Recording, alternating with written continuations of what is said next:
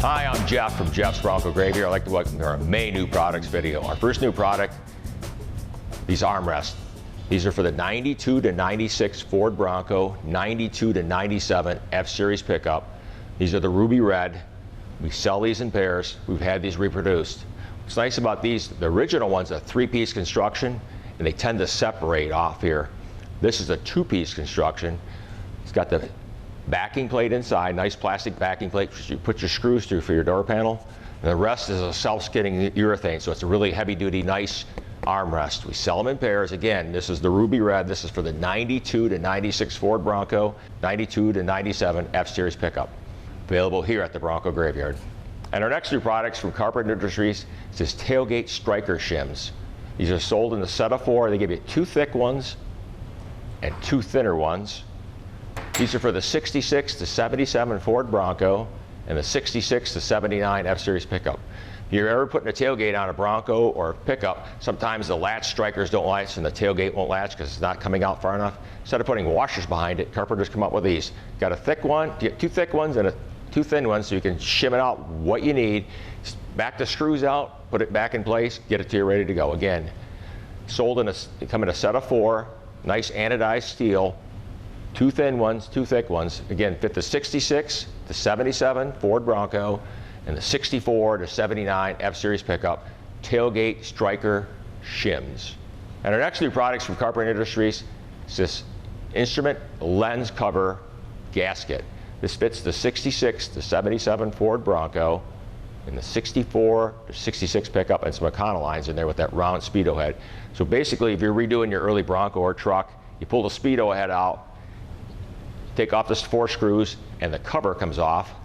Then you have the lens. Well, this is the gasket between the lens and the Speedo head that seals everything off so you don't get all moisture down in your gauges, front of your gauges, and your Speedo head. Carpenters reproduce this. It's a nice piece, already cut the length. All you got to do is lay it in there, put it back together, and away you go. Again, from Carpenter Industries, instrument cluster lens gasket. Fits the 66 to 77 Ford Bronco and the 64 to 66 Ford pickup.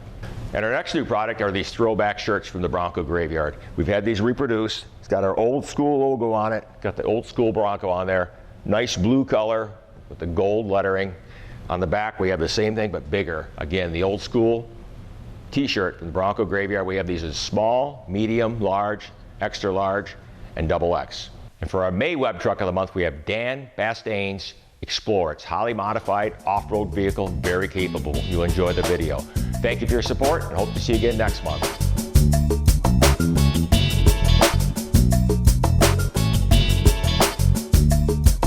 I picked this up from kind of another buddy. He bought it, he picked it up from Florida. He was gonna build it, never built it. It's actually the same guy that John Parks got his Bronco 2 from. Okay. So it was from Florida, got it for 500 bucks, rust-free, bone stock, just a perfect platform. Right. As soon as I got it, probably in 3 days, the motor, transmission, T-case, axles, everything was out. Just down to body and frame. Because I already had my plan of what I wanted to do. I still had my 90 Bronco 2 that I actually did a first gen front clip swap on. That was a V8, solid axle. So I kept the motor, the fuel tank, the steering gear is what I kept from the Bronco 2, and that's what's in this truck now. So normally the Explorer has a inside the frame fuel tank. That's not going to work with the 4-link. So I made a custom way to mount the Bronco 2 tank in the back of the Explorer. That gave me all the 4-link room I needed.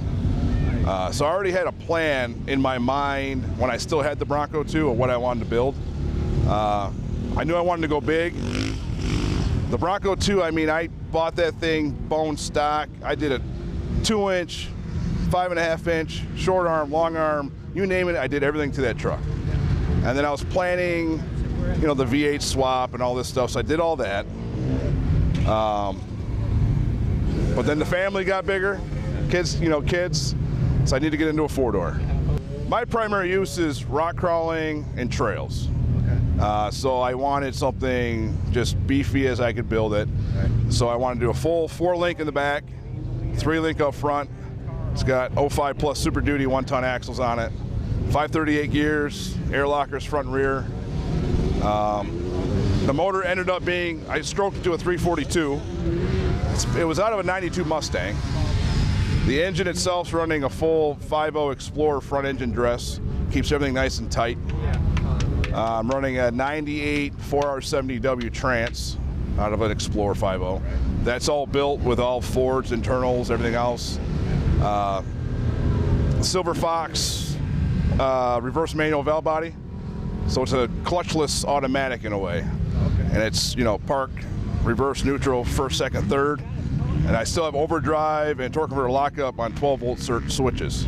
So I can still cruise at 75 miles an hour at 1900 RPMs. Got like that. Yeah. Versatile. Yep. King coilovers, front and rear, 14-inch travel in the front, 16 in the back. Atlas transfer case, 3.8 to 1 in that. I do have a Northwest Fab doubler on order that'll be here in September. Okay. I want a full cage, especially when the kids start wanting to come with me rock crawling and more harder stuff. Right. But this wheelbase, I'm at 117 1/4 wheelbase, and it is night and day on what I do. I mean, it's just, I can just spider over so much stuff. It's awesome. 40-inch tires, 17 by 9, Dirty Life B-locks. I just love the truck. It's been great. So the family liked it then, right? Oh yeah, they want to ride it all the time.